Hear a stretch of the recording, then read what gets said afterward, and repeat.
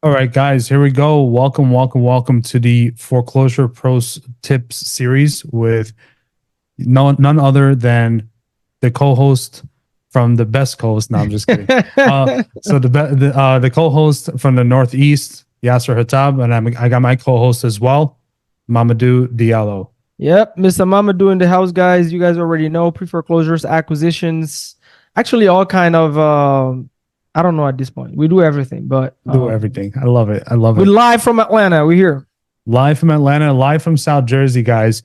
So it's been a couple of sessions here. We've been really dropping some knowledge bombs on everyone, and we want to continue doing the different parts.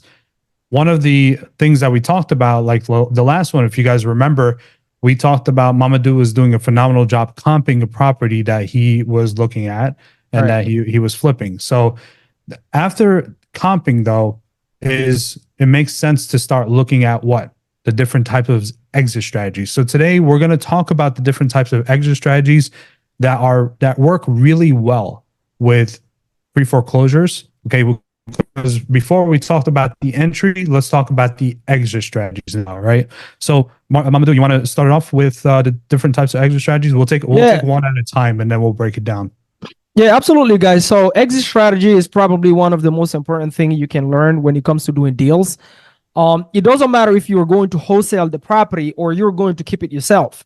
But the exit strategy is basically when you get this product, these properties, whether they need work or they don't need work, what an investor look at is what is the return on my investment.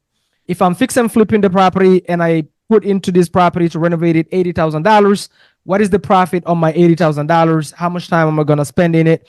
And then if I'm keeping it as a buy and hold, what I'm looking at is if I'm spending $100,000 into this deal, what is my cash flow? And based on my yearly cash flow, comparing it against the $100,000 that I spent, what is the return on my $100,000? So even you as a wholesaler, you have to put your head in the fix and flipper's head and the buy and hold investor's head. Even if you're not going to spend your money, you have to look at the deal as you were the person that is going to spend your money. And that's going to help you with the exit strategies. Now, the first thing we can do, Yasser, I think we can go through the lists of the exit strategies first that exist, maybe like 5 of them. We don't have to go because there's a lot of them. And then after that, we can pick like 2 of them, which the major ones, the most, and then tell you guys how an investor thinks when they look at this kind of deals and go from there.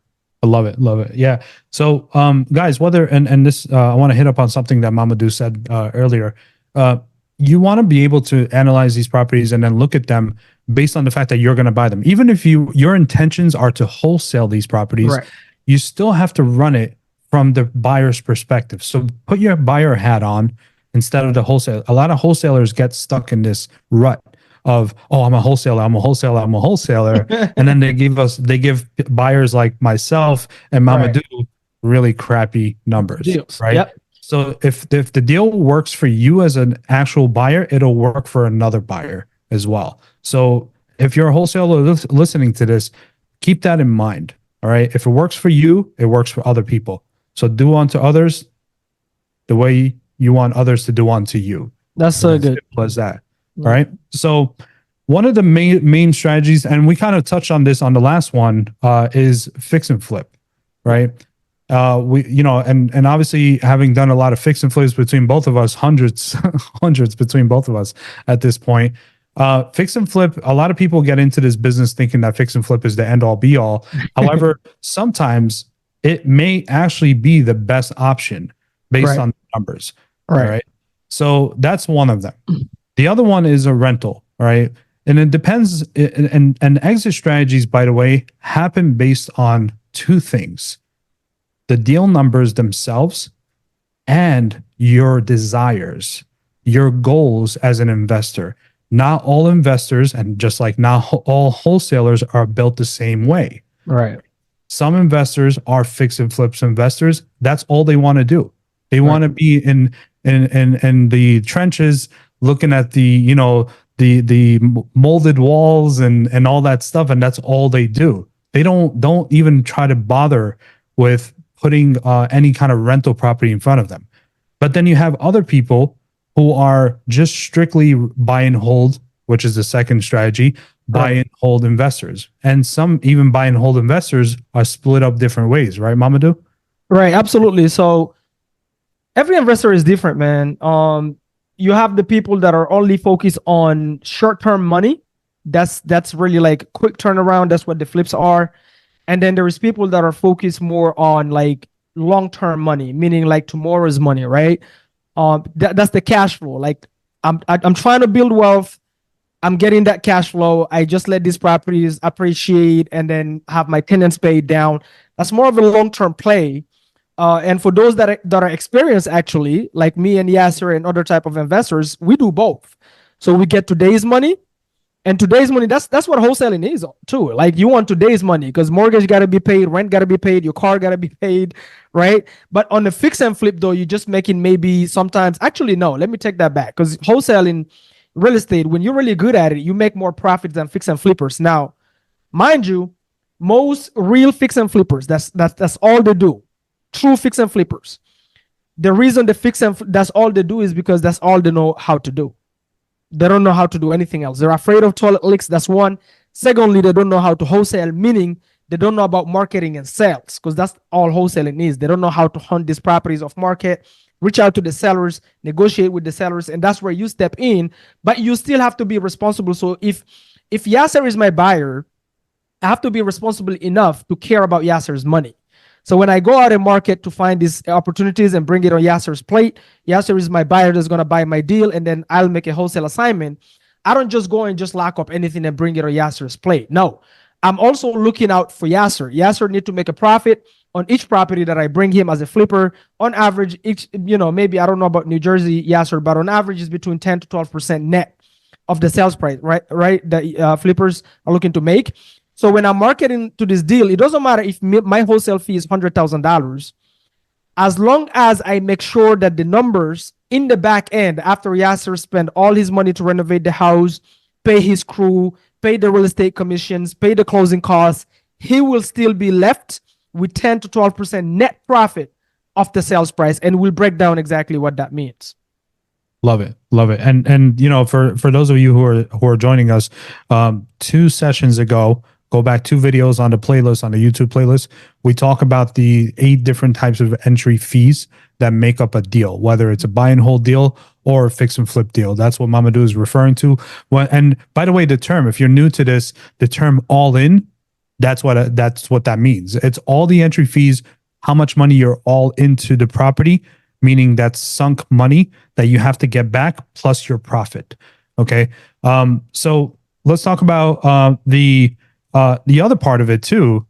You have people who are hybrid people, right? Hybrid investors, meaning like Mamadou, right? We tailor our approach. Now we're open to doing multiple things at the same time. We're not solely fix and flip, solely rent and buy and hold, right? But we do it all based on the numbers, okay? And we have obviously the 2 fix and flips that really are broken down because that's really what it comes down to: fix and flips, and then buy and hold. All right, are you going to hold the property or are you going to flip it? Okay, there's really nothing in between, unless there's another new exit strategy out there that I don't know about. No, is the buy and hold that have multiple layers to it. Correct. But is always either you're holding the property or you're flipping it or you're gonna live in it. Or you're gonna live in it. Yeah, exactly. But even these major categories have subcategories. Yes. For example, one of the categories, and we're gonna drop a new term for those of you who are brand new to this. You're gonna hear this term, and we could even go into the whole session about this. Most fix and flips happen with hard money. Okay. And if you don't know what hard money is an institution, a bank or lender that gives you money to fix the property and a certain percentage of the purchase of that property. And you have to come up with the difference of that percentage. So for example, lately they've been they've been giving people 60 to 70% of the purchase price. Okay, you got to come up with that difference. Let's say they give you 70%, you got to come up with the difference of 30,000, of 30% of the purchase price. But they also give you 100% of the renovation costs. Now, there's a lot more that goes into it, but that's the traditional way. You have other ways where you could line up private money from other personal investors, right? Somebody that's sitting on a retirement account, someone that's sitting on any kind of, money, and they want their money to work for them instead of keeping it in a checking account or a saving account, getting them, what, a quarter of a percent. I think the highest I've seen was 1%. Like if you have a friend of yours who's a captain of flights, okay, guys, they have 100 million they're sitting on. You can call them, okay? Like I have a friend, his name is Yasser Hatab. He fly these freaking big planes. Every time I'm trying to buy a property, I just text Yasser. Yasser, come on, bro. Guys, that's private money, pure relationships. The key there is private. I love it. That will always be your cheapest funding, right, Yasser? Yeah, absolutely. And that's the fun. With hard money, you have to pay it monthly. You have to pay your fees monthly, and that's one of the 8 entry fees is holding costs. You got to include that into the holding costs as well. Mm-hmm. But then you also have private money where you could actually pay the money at the end when you actually flip the property. That's traditional, right? Right. But then you have the creative way of doing it, which is, I think, our favorite. Depending on who you ask, 100%. Which is novation, right? Novation agreements. Yeah. That's where you actually come in, and Mamadou, you want to explain that one? Yeah. So on the creative side, guys, is, hey, I don't want to go to a hard money lender because hard money is expensive. You got to show your credit. On average, they charge you between 12 to 15%, depending on your experience. Experience plays a key. The other thing is private money is pure relationship, is whatever you negotiate, like Yasser just said. So if I know Yasser is my friend. I know what kind of investor he is, but also because he's my friend, I can negotiate some terms that I cannot negotiate with a hard money lender, because hard money lenders are regulated, right? They have rules already in place. You can't negotiate it, right? But with Yasser, I can negotiate anything. If Yasser decide, hey, every time I come to Atlanta, if I lend you money, you have to take me to go eat some, chip gem. That's some African food for you guys. Some halal food or something. Right? Then I have to do it, right? Now, when it comes to novations, it's actually novations and subtels. This is when creative finance comes into play. This is how I did my first fix and flip. I found a lady that had a property, and the property was worth on the market after you fix it up and sell it is worth around like $340. Okay. And she owed on her mortgage. She inherited this property from her late husband who passed away. And she owed on the mortgage like $268,000 on the mortgage. And every single cash buyer was offering this lady around like $180,000 all cash. So I came in, the property needed about $70,000 in terms of renovations. So I came in and I told the lady, listen, if you're open to leave this $268,000 in place on your husband's name, and I will take over the monthly payments, I'll be fully responsible for making those payments, right? And I'll give you $5,000 in your pockets for moving expense and everything else. And then we transfer deed and title. So I own the property, but the loan stays on your husband's name. This is called buying a property subject to. Then I'll give you that full $268,000. Actually a little bit more, because I gave her $5,000 in her pockets, right? Whatever that number is, you guys do the math. And she was like, what? Yeah, I'm going to do that. The reason I can pay you more is because you leave in the loan in place. So I don't have to go to Chase, Bank of America, or a hard money lender to qualify. So I don't have to show my credit. I don't have to show my pay stubs, none of that, right? So I'm just leveraging the debt that your husband already have in place, which was a VA loan, super great loan. So I don't have things like points, right? All those crap, you guys know how that goes. And then my monthly payment is way lower than hard money. If I took hard money, my monthly payment would have skyrocketed, right? And also, I don't have the anxiety of the 7 months or 6 months, whatever. Let's say you go to a hard money lender, you take a fix and flip loan, typically is what, yes, or maximum 1 year? It's typically one year with renew, but every time you renew for, let's say, every 3 months, you have to pay a penalty. Boom. Right. So with the lady here, her husband still had about maybe 15 years on that loan. So because I took over that 15-year loan, let's say my project renovation went bad. Well, I had 15 years to figure it out. Okay. But with a hard money lender, you don't. You see the difference? So that's a huge value. So you can pay more, you can pay the sellers more, and also is way fast. You can buy the properties way faster. And then you can also spend a little bit more in your renovation because you're saving on all these other costs, which is the points, all of that. Now, this was a subtail. A subtail is I bought it subject to by leaving that loan in place on her husband's name, but I closed on the property. I closed on it. So I took over deed and title because that gives me a little bit more control to where if I spend the money on this house, I have control to sell it or keep it. Now, the novation, I'm going to let Yasser explain the novation, but the novation is a little bit more, to me personally, advanced. If you're a newbie, you don't know what you're doing, I don't advise it. And the reason being is because you don't have a lot of control. So you want to make sure you know how to protect yourself, because you're essentially renovating a property that you don't own, meaning you're not on deed and you're not on the deed and title. But I love this strategy. I've done it, but I've done it with experience. But I've also seen newbies lose money, doing that. Like my cousin Yasser, he did that, and the seller at the end of the renovation was like, "No, now I want to keep my house." Like, whoa, what? Whoa, yeah. So that's before I get into it, I just want to let you guys know that novation works when you don't have a time crunch, Boom. like a lender that's about to foreclose on the property. Okay, so when you are considering novation for pre-foreclosure examples, one of the things you want to look at is the property going to be auctioned off during the time that you think it's going to be renovated? If it is, scratch novation off the table. Okay, I have to say that because I've had a situation with a friend of mine in your neck of the woods, bro, where there was a auction that was happening. They didn't know that the auction was right around the corner. Part of the due diligence of checking for a novation is to see the auction. They missed that step of their checklist, which is a very critical step.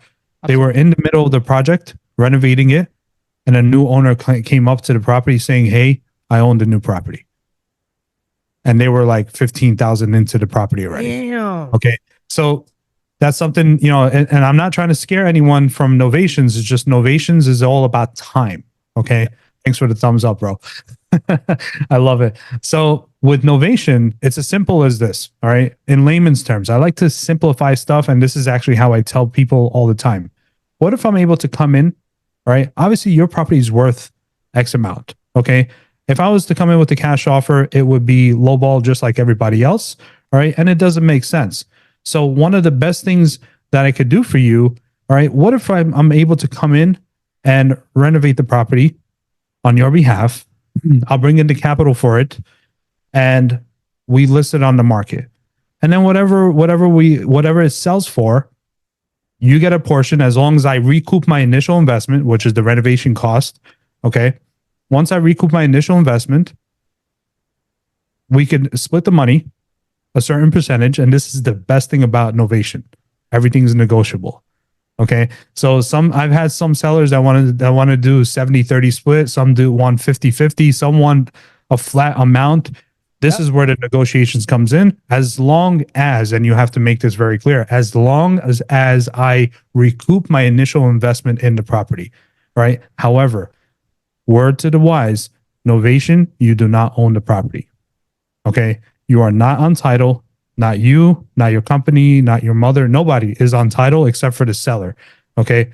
Another thing too with novation is the seller going to be living in the property while you're doing a renovation, or are they going to move? My advice, move.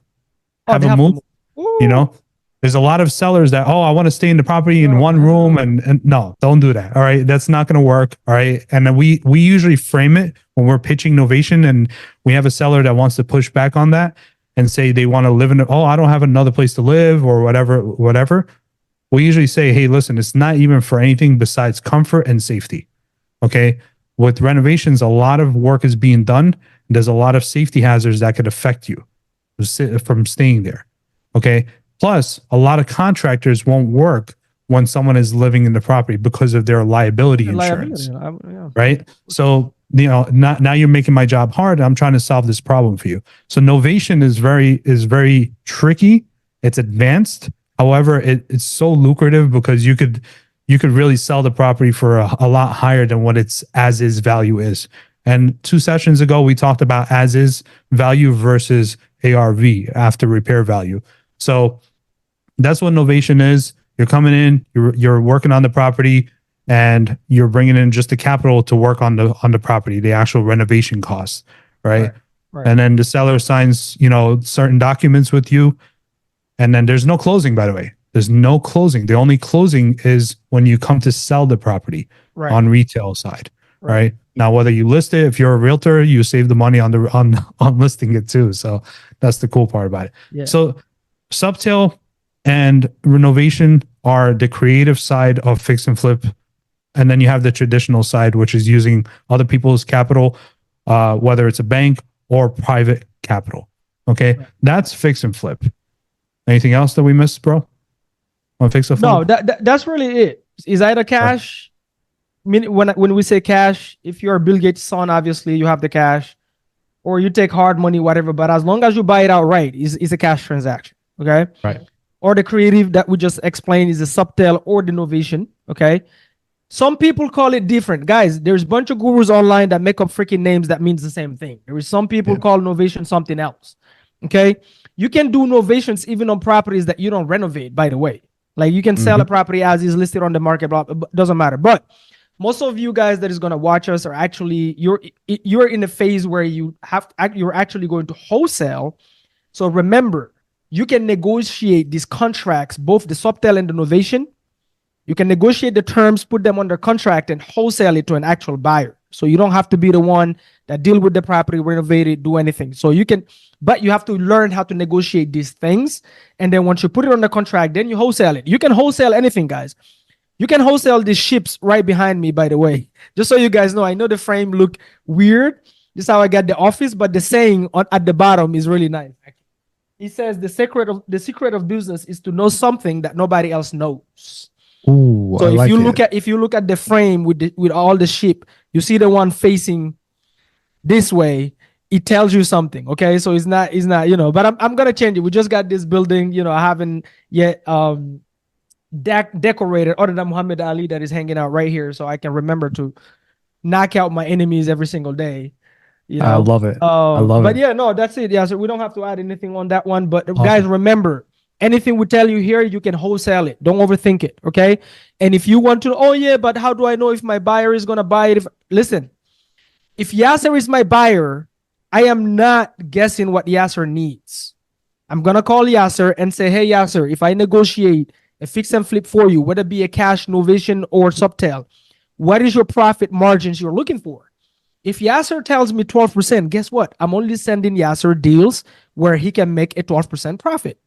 Okay? Don't try to guess it. Reach out to your buyer, find out what's the buy box. Most of you, the problem is you don't know how to build relationships and approach people with value, so nobody want to talk to you. So learn how to call these buyers. Every single market, all you need is 4 to 5 buyers by their first name. I'm talking about legit buyers. I'm not talking about wholesalers that pretend to be buyers on Facebook. I'm talking about legit buyers that has money to buy properties, or they actually have experience, so they have hard money lenders that they work with so they can buy fast because they already have experience. You call them, get to know them, ask them their buybacks. Hey, what is the profit margins you're looking for when you're buying a fix and flip? What kind of properties do you like? Is it 2 beds? Is it 3 bath? Like once you have that and you call, and guess what? It's so easy for you to pitch it to your sellers because you know exactly what your buyer needs and wants. So you can pitch it. Okay. I love it. I love it. Yeah. This is why I laugh about, when someone comes up to me and they're like, I got a buyer's list of 4,000 buyers. I'm like, congratulations. I got 4. No you got me beat by 3,000 and change. Right. So, because I don't, it's about the quality. It's not about the quantity, right? It's about the relationships, with the buyers. That's what makes you more confident as a wholesaler too, right? Knowing what your buyer wants. 100%. And then you just reverse engineer it. You get the buyer, then you get the deal. Boom. You're done, Yep. So the other thing that, besides fix and flips is buy and holds, right? Buy and holds this is a myriad of like different strategies, but it falls under the bucket of buy and hold, the umbrella of buy and hold. Obviously, we talked last 2 weeks ago about 2 videos ago about the normal buy and hold that everyone does, which is long-term rentals, right? We're looking at, how much a property would work if we were to rent it out. Okay. Then you have, remember this, all right? If I was to teach you guys one thing, the more active you are in a buy and hold, the more money you make. Okay. So what the hell does that mean? Very good question. Okay. If I'm a regular traditional landlord, buying properties to rent them out to long-term rental for a year. That doesn't really require that much effort on my part every month or every week, right? As long as I qualified a good tenant, get them in there, my income is going to be the the market rent, pretty much. Okay. And whatever the market sets is whatever I'm going to be doing, pretty much.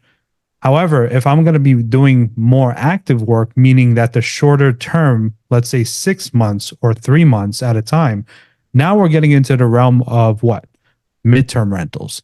Okay. Midterm rentals has a whole bunch of people involved, a whole bunch of, more requirements, more work involved, because you have more turnover in the 3-month period or 6-month period or even 1-month period sometimes, right? And there are people out there that are good matches for midterm rentals, but because you're involved more, you could charge more. Okay. And that's where midterm rentals are kind of the middle ground there. Then you have short-term rentals, obviously, which is Airbnb, VRBO, all the vacation stuff, right? Stuff that's like less than a month, essentially.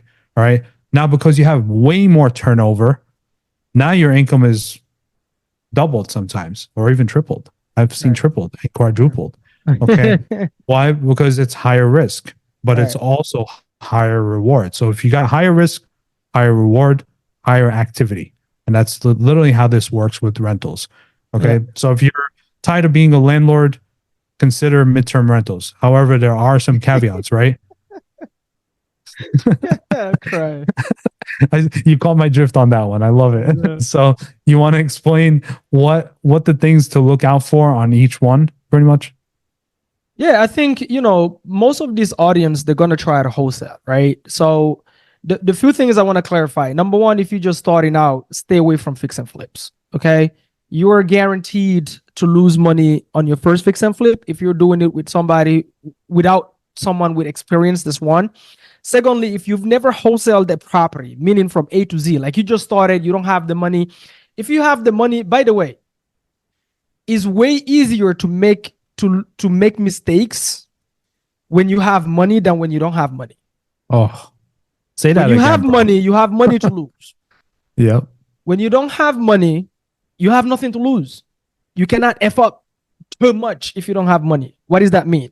That means if I'm just starting out, let me take me when I started. When I started, no money. The only thing I had was time, and I'm blessed for that. That's a blessing, just so you guys know.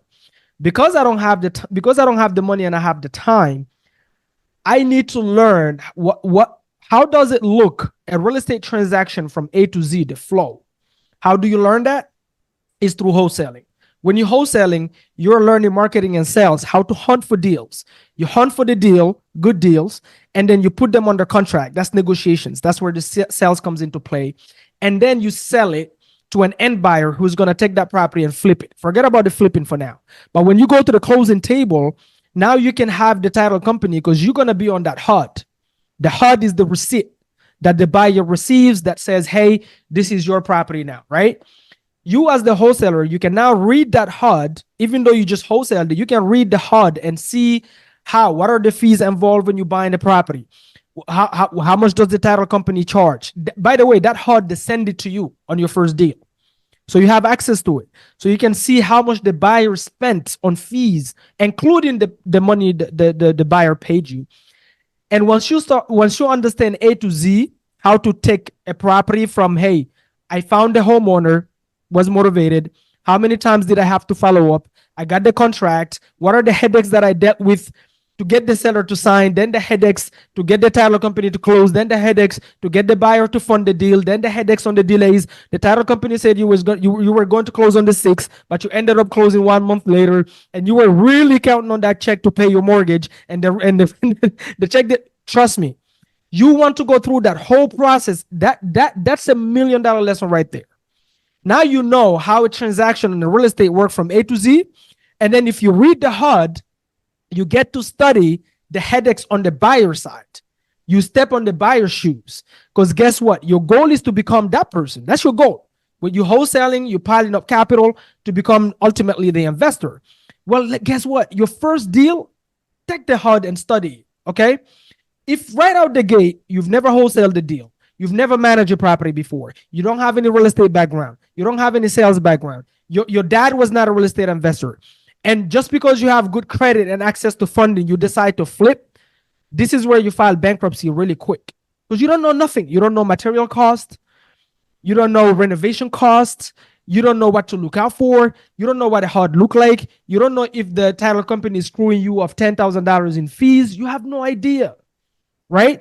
On your first wholesale deal, you can literally, you see, most of, like, use logic. Let's say, Yasser, let's say I wholesaled you my first deal, okay? And I made $10,000.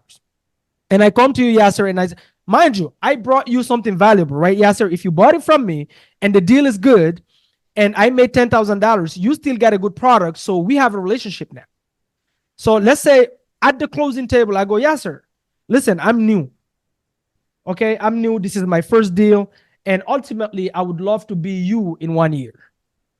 Would you mind, this property, you're going to fix and flip it, right? Yes. Yasser, would you mind if I come on the project and you teach me what to look out for? Can I talk to the GC and ask them questions? Blah, blah, blah. Let's say you go, no. Okay, Yasser, can I get a cut? Can I give you back $1,000 so I'm only making $9,000, and then you allow me to come to your project and learn? Like something, okay? Guess what? Not only I wholesaled it, now I know what a transaction look like. I've learned the marketing, I've learned the negotiations, all that fun stuff. Now also Yasser as a buyer will allow me to go walk this project while he's going through the renovation. I can talk to his GC. I can see the headaches he's dealing with. I can see the delays, all that fun stuff.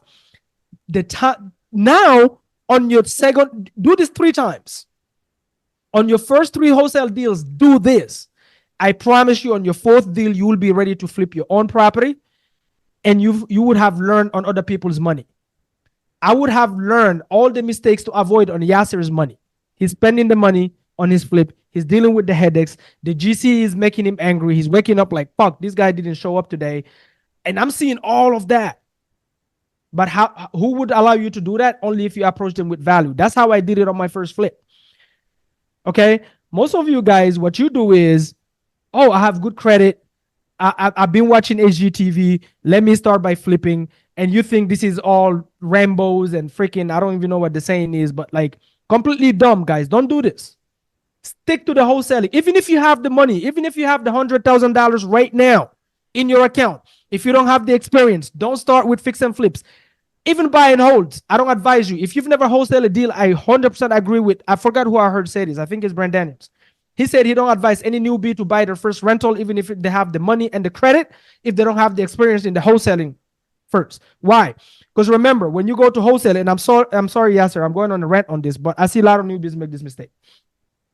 Even if you have the $100,000, guess what? You see that list when you start wholesaling. They say, what do they say? They say go after motivated sellers. What are motivated sellers? Sellers that are going through some challenges, whatever the challenge may be. Now, oftentimes they tell you reach out to the tired landlords. What is a tired landlord? A tired landlord is a landlord that have regular rentals where he's making $200 a month, which is not enough at all. And then he's dealing with toilet leaks, headaches, with the tenants not paying on time, always delays, water heater going off, his yearly cash flow out of the window. That's where your tired landlords list come from. And you don't have no experience at all. You've never managed a property. You don't know what dealing with tenants look like. And right out the gate, just because you have $100,000 in your bank account, you decide I'm going to buy a rental. You're an idiot. Don't do it. Don't listen to all these gurus or listen to SGTV. Don't do it. Get the experience first. Keep your $100,000. Learn the hard way to wholesale. Take your $100,000, maybe be a private lender and let that money grow by itself, okay, on other people's deals. And you focus on learning the flow of a deal, how to wholesale, see all the headaches, blah, blah. After your 3rd deal, now you're potentially ready to have your first rental or your first fix and flip.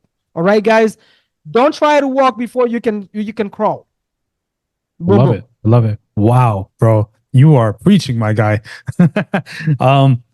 I could tell you this, you know, seeing a lot of people go and fall flat on their face. I've seen it happen too many times with people that I know and even people that I don't know. How many times they go into your DM and they're like, hey, help me out. Help me out. I'm stuck. I'm like $150,000 under. Yep. And you're like, whoa, how did you get there? And then they start telling you, And it's like, you're absolutely right. When it comes to, being a landlord, this is why partnering up with people like us is very important, because I would rather take 50% of something than lose 100% of something else.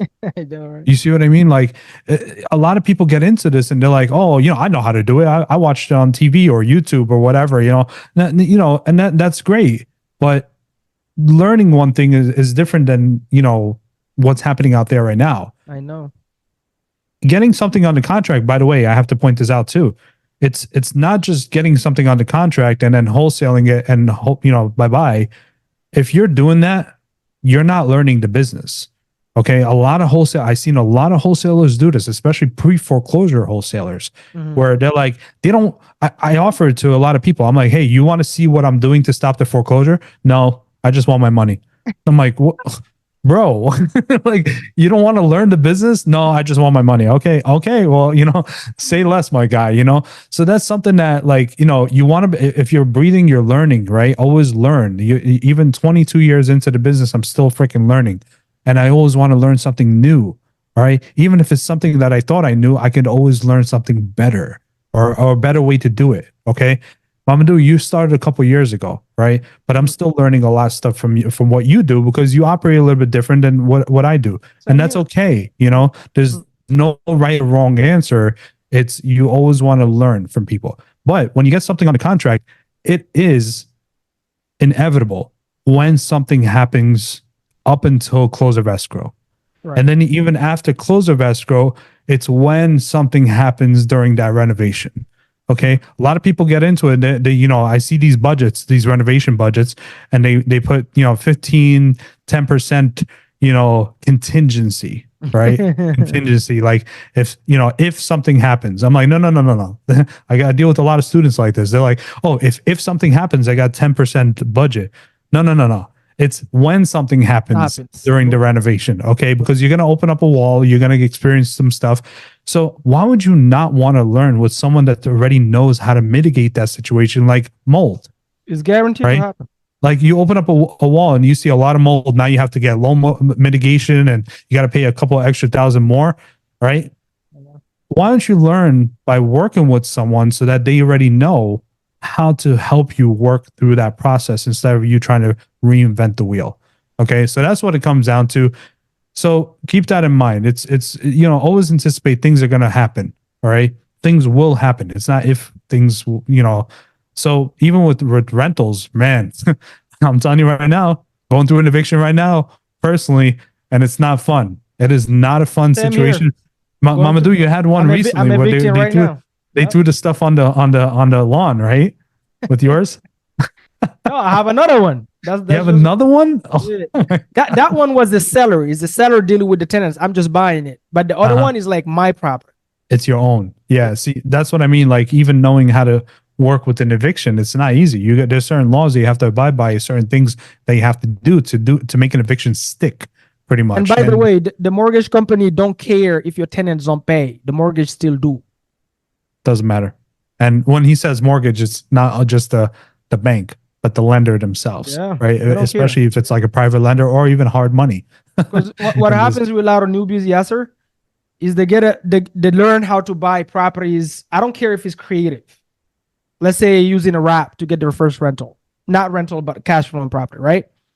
They decide to just go all in and then do that. The problem is they've never stacked cash through wholesaling or whatever other means. And then a tenant or a wrap buyer stop paying for 3 months.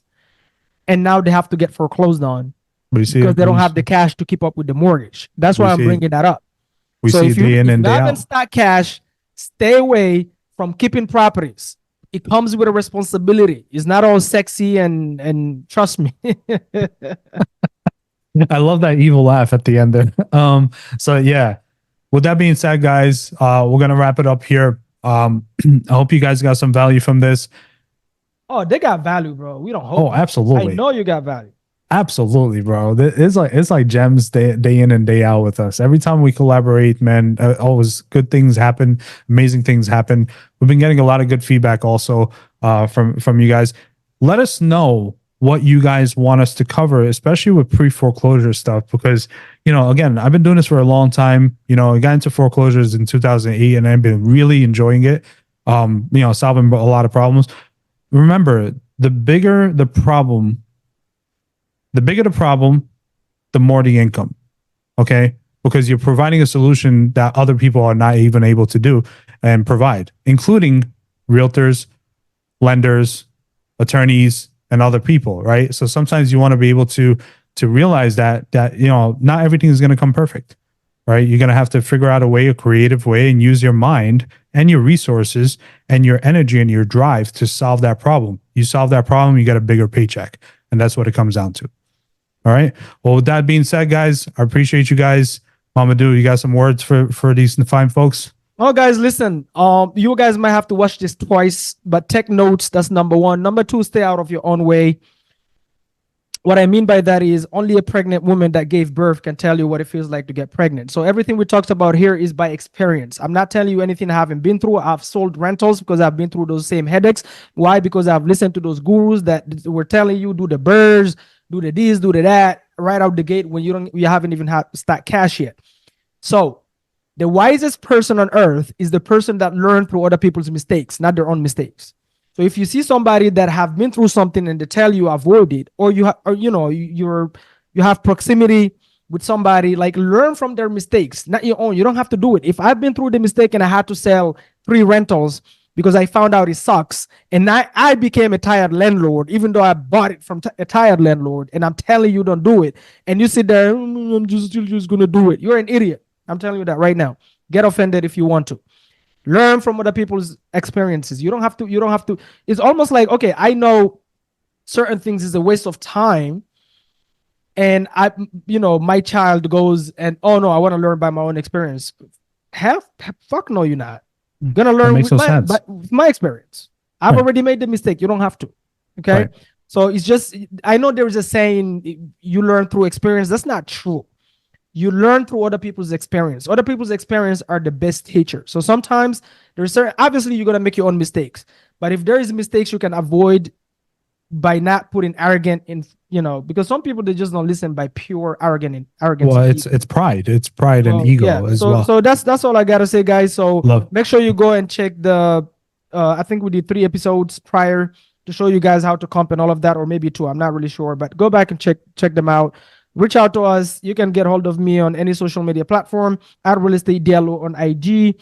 And until next time, guys, stay bold and be bold. That's all I got to say. Adios. Peace. Adios.